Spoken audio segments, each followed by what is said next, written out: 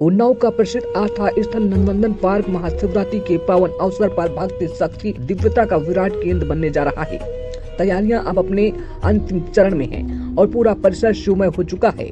भव्य सजावट, आकर्षक विद्युत रोशनी, विशाल पंडाल और गूंजते हर हर महादेव के जय घोष हर दृश्य रोमांचित कर देने वाला होगा। हर वर्ष की तरह इस बार भी लाखों श्रद्धालुओं के पहुंचने की संभावना है। प्रशासनिक व्यवस्थाएं चाक चौबंद की जा रही हैं ताकि भक्तों को किसी प्रकार की असुविधा न हो।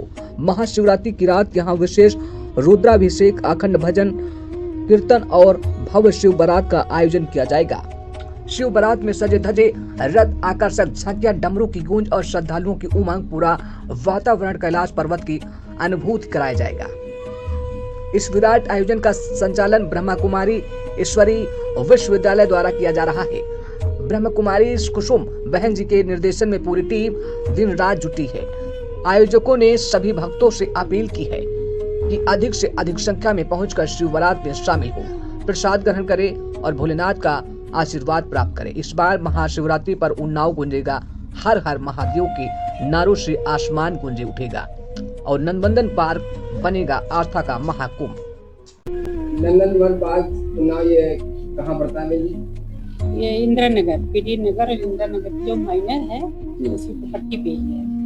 अच्छा, बात करना चाहेंगे शिवरात्रि के शुभ अवसर पर हर वर्ष के बाद यहाँ तैयारियां होती होंगी। हाँ, यहाँ पर प्रत्येक वर्ष। अब इस बार की तैयारी कैसे क्या देखी जा रही, कैसे क्या कार्यक्रम रहेगा? और यहाँ से जुड़े हुए जो भी भाई बहन है सबको आमंत्रित किया गया है और इस संस्था को भी 90 वर्ष हुआ है, तो हम लोग 90 वर्ष की शिव जयंती के उपलक्ष्य में केक कटिंग भी करेंगे, लोगों को बुलाएंगे, शिव संदेश भी देंगे, प्रसाद वितरण होगा।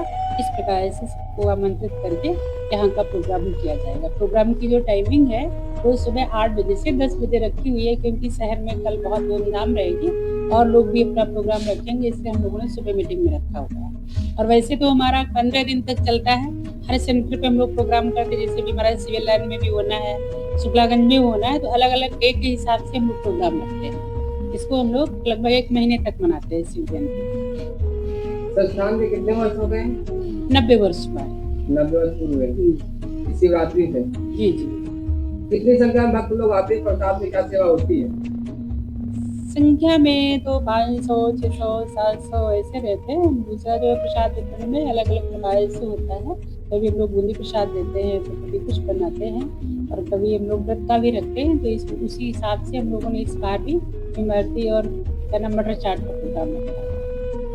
अच्छा, इस भवन में भक्ति का एक भक्तिमय है और यहाँ भजन कीर्तन का कुछ होता है, समय क्या है? खास यहाँ पर मेडिटेशन का रखा जाता है। वैसे तो हम लोग यहाँ का जो एक तरीके से देखा जाए सॉन्ग्स बजते हैं, गीत बजते, उस आधार से मेडिटेशन करते हैं। जैसे अन्य जगह बहुत उस हिसाब से करते हैं, उस हिसाब से हम लोग कोई ऐसा जन गायन नहीं, बल्कि शिव परमात्मा को हम लोग ध्यान करते हैं और सबको भी ध्यान करने की विधि सिखाते हैं, जिससे हमारे के मन में एकाग्रता आती है, हम तनाव मुक्त होते हैं, व्यसन मुक्त बनते हैं और हमारी बौद्धिक क्षमता का विकास होता है। और इसी पाठ को पढ़कर के बहुत लोग व्यसन मुक्त बनते हैं। हम लोग प्रतिज्ञा भी कराते हैं कि वास्तव में शिवरात्रि का रहस्य है क्या, हम कैसे मनाएं, क्योंकि भगवान का अवतरण रात्रि में दिखाया गया, तो ये अंधकार का प्रतीक, अज्ञान अंधकार का प्रतीक है। तो इसको कैसे हम अपने जीवन में अप्लाई करें, जीवन में जोड़ें, तो यहाँ विधि पूर्वक इसका आध्यात्मिक रहस्य भी बताया जाता है। और इस शिवरात्रि को शुभ अवसर को एक कार्यक्रम लेते हुए सभी शिव भक्तों को क्या संदेश देना चाहेंगे? हम लोग यही संदेश सबको देते हैं कि वास्तव में जैसा कि परमात्मा ने कहा है कि मैं धर्म ग्लानि के समय संसार में आता हूँ, तो वर्तमान समय हम देख रहे हैं चारों तरफ अत्याचार, पापाचार, अनाचार, पापाचार फैला हुआ है। तो ऐसे कलिकाल के समय कलह कलेश के युग में जैसा कि भगवान ने स्वयं कहा मैं स्वयं अवतरित होता हूँ, तो भगवान इस समय अपना परकाया प्रवेश करके एक साधारण मानवीय तन का आधार लेकर के मूल्यों की स्थापना कर रहे हैं। तो हम लोग सबसे यही एक तरीके से शिक्षा देते हैं कि जीवन में मूल्यों की बहुत आवश्यकता है। मूल्यों की कमी के कारण आज घरों में बड़ा देखा जाए अपवाद होता चला जा रहा है, लड़ाई झगड़े बढ़ते जा रहे हैं। तो फिर से हम अपनी मानवीय सभ्यता को अपना करके जीवन को एक श्रेष्ठ बनाएं।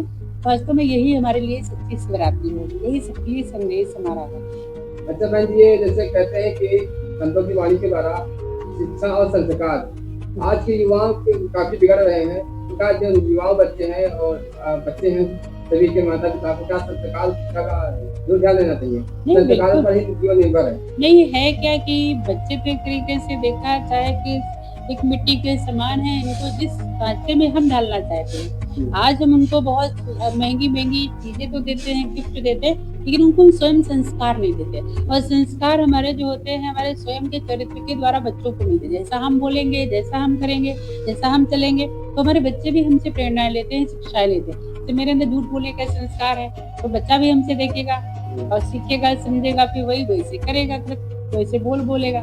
तो सबसे पहले वास्तव में परिवार को बदलने के लिए हमें अपने आप को बदलना होगा। हमें अपने आप को, जैसे हमारे पूर्वज थे, बड़ा इन बातों का ध्यान रखते थे। जैसे बच्चों के सामने वो कभी ऐसी चीजों का सेवन भी नहीं करते थे, ऐसे बोल भी नहीं बोलते थे। उनके मन में भाव था कि जो जैसा हम बोलेंगे करेंगे बच्चों के ऊपर प्रभाव पड़ेगा। आज खुले हम बच्चों से स्वयं कहते हैं चाहिए सिगरेट लेके आइए, चाहिए मसाला लेके आइए, तो उनके सामने हम शराब वगैरह का सेवन करते हैं, तो बच्चे देख रहे होते हैं, उनकी मेमोरी बड़ी फास्ट होती है। तो जैसा हमको करते देखते हैं या अड़ोस पड़ोस का जैसा वातावरण होता है, बच्चा अपने पर डालते हैं। हाँ, वो अपने ऊपर डालते हैं। तो वास्तव में हमारी जो भारतीय संस्कृति थी, श्रेष्ठता थी, दिव्यता थी, उसको अपनाने के लिए पहले हमें अपने जीवन में लाना होगा, तब हम उनको अच्छे संस्कार दे सकते हैं। खाली पढ़ाई से संस्कार नहीं, आज हम पैसा खर्च करके पढ़ाई तो उनको पढ़ा रहे हैं, शिक्षा तो दे रहे हैं, क्योंकि शिक्षा के साथ संस्कार बहुत आवश्यक है, अच्छे संस्कार की जरूरत है। बहुत जरूरी है। ठीक है, बस